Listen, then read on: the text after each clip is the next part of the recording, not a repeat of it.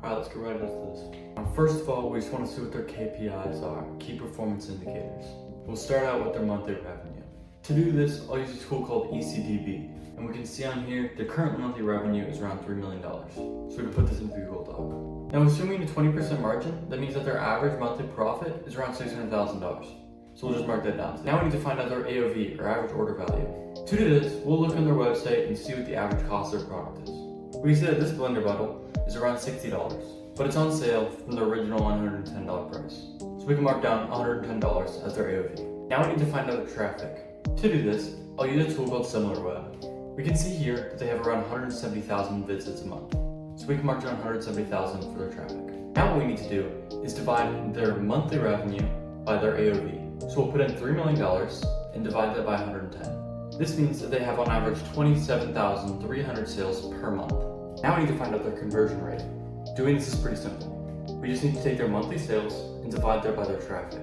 So we take 27,300 and divide it by 168,000. Doing this, we get around 16.25%, which is extremely high. This would suggest that their website is very high converting and very engaging. It can also mean that their UVP, or unique value proposition, is very strong and therefore people want to purchase. If you're creating your own business, you can look at competitors like this and you can try to steal their ideas. You can divide $500,000 a month ad spend by 168,000 visits. This means that they have around a $3 cost per click.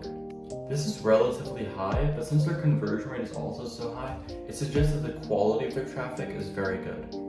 This suggests that they have very strict targeting in their Facebook ads campaign. Let's take a look at some of their creatives. These creatives honestly don't look great. There's no call to action to understand what the product is. Overall, there's just not a lot of information. The second creative is a little bit better. There's a lot more continuity between the blue and the yellow, and you're able to understand it a lot more seeing that the fruit is in the blender. Now the final sample creative I pulled up is a UGC video. UGC stands for user-generated content. It's very popular nowadays for advertisers. UGC is when companies will send free products to creators. They hope that the creators will review the product or make a video about it. It's a win-win because the creator gets free content and a free product, and the company wins because they get free advertising, or essentially free. We can see on here that they have a large range of colors. This is great for customizations, upsells, and product collaborations between other brands. For example, here they have a SpongeBob collaboration, and you can see they marked up the price $10.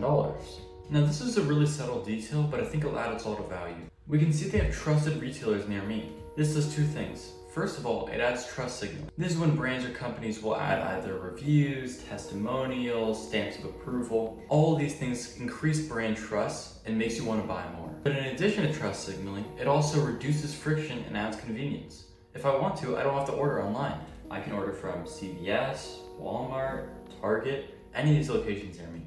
They have multiple videos showing the functionality of the product. They have a list of features. They show the ease of use, the convenience factor. We can see multiple different use cases for the product. And we can even see a little bit of upselling on this. Whenever we go to the bottom, we can see that they actually include other flavor packs which you can blend up. We can see in the accessories tab all the different products they offer. This is great for upselling and maintaining revenue even after the customer's already bought your blender. They also have a subscribe and save feature so you can increase upsells and increase recurring revenue. Overall, I'd give BlendJet an 8 out of 10. They have great upsells, they have a great conversion rate. The only things I would recommend to change are their advertisements, their cost per click, and I think they could improve their upsells a little bit. Thanks for watching, guys. If you're interested to learn how I'm starting a business and how I'm becoming a millionaire by the time I'm 16, subscribe for more.